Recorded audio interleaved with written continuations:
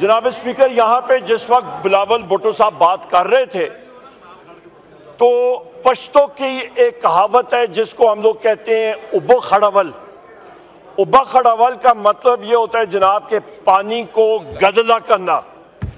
वो गदला करना वजह क्या है?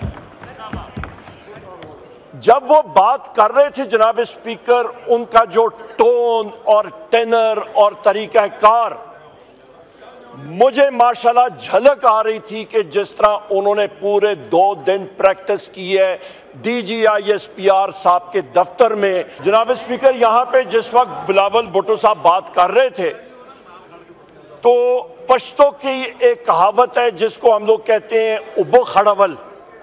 उब्बा खड़ावल का मतलब ये होता है जनाब के पानी को गदला करना।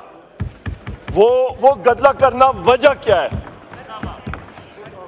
जब वो बात कर रहे थे जनाब स्पीकर, उनका जो टोन और टेनर और तरीक़ाकार, मुझे माशाल्लाह झलक आ रही थी कि जिस तरह उन्होंने पूरे 2 दिन प्रैक्टिस की है DGISPR साहब के दफ्तर में।